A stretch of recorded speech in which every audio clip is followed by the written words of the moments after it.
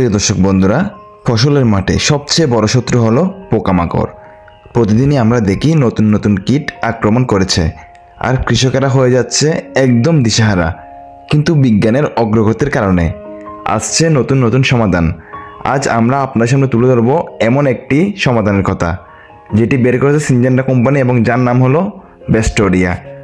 প্রিয় দর্শক বন্ধুরা, এই ব্যাস্টোরিয়া হলো একটি আধুনিক এবং গবেষণাভিত্তিক কীটনাশক, যার গ্রুপ হলো টাইফোমেজোপাইরিম। প্রিয় দর্শক, চলুন আমরা গভীরে গিয়ে জেনে নিই এই কীটনাশক কীভাবে কাজ করে, কেন এটি অন্য কীটনাশক থেকে আলাদা। প্রিয় দর্শক বন্ধুরা, আপনাদের কাছে অনুরোধ, আপনারা ভিডিওটি শেষ পর্যন্ত দেখবেন এবং আপনারা কোন জায়গা থেকে আমাদের এই ভিডিওটি দেখতেছেন তা অবশ্যই কমেন্ট করে জানাবেন। আর হ্যাঁ, চ্যানেলে যদি নতুন হয়ে থাকেন চ্যানেলটি প্লিজ সাবস্ক্রাইব করে দিবেন। প্রিয় দর্শক বন্ধুরা, এই ব্যাস্টোরিয়া মূলত বাঁধাকপি, ধান এবং বিভিন্ন ধরনের সবজিতে যেসব শোষক পোকা রস চুষে খায় তাদের স্নায়ুতন্ত্রে সরাসরি প্রভাব ফেলে। এক কথায় বলতে গেলে এটি শোষক পোকার দারুণ কাজ করে থাকে।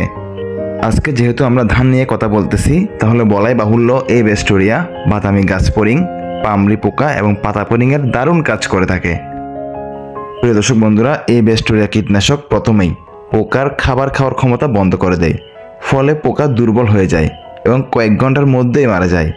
এটা কেবল প্রাপ্তবয়স্ক পোকা নয়, তাদের ডিম ও বাচ্চাকেও কার্যকর প্রভাব ফেলে। প্রিয় দর্শক বন্ধুরা, এই ব্যাস্টোরিয়া কীটনাশক বেশিরভাগ ক্ষেত্রেই ধানের বাদামি গাছপরিংয়ের জন্য ব্যবহার করা হয়। আপনারা জেনে খুশি হবেন, এটি ব্যবহারে পোকার সংখ্যা দ্রুত কমে আসে এবং ফলন বাড়ে প্রায় 10 থেকে 15% পর্যন্ত। এবং সবচেয়ে বড় বিষয়, অন্য কীটনাশকের মতো উপকারী পোকার ক্ষতি করে না এই কীটনাশকটি।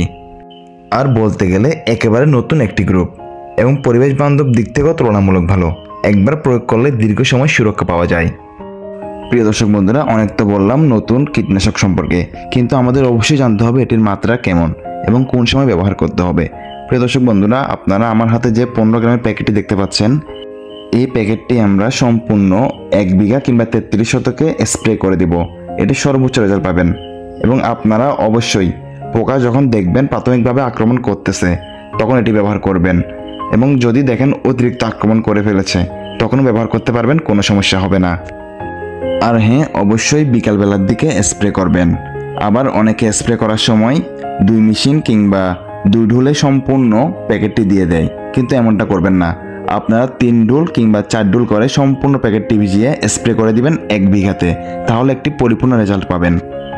প্রিয় দর্শক, ধানের বাদামি গাছপরিংয়ের জন্য কার্যকর অনেক সমাধান আছে।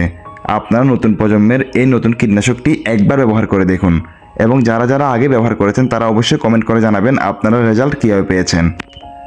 এবং আপনারা অবশ্যই কমেন্ট করে জানাবেন বাদামি গাছপরিংয়ের জন্য কোন কীটনাশক ব্যবহার করে সর্বোচ্চ রেজাল্ট পেয়েছেন। প্রিয় দর্শক বন্ধুরা, আমাদের আজকের ভিডিওটি এ পর্যন্ত। আপনাদের সাথে দেখা হচ্ছে নতুন কোনো ভিডিওতে, নতুন কোনো টপিক নিয়ে। এবং সবাই ভালো থাকবেন, সুস্থ থাকবেন এবং আমাদের চ্যানেলের সাথে থাকবেন। ধন্যবাদ সবাইকে।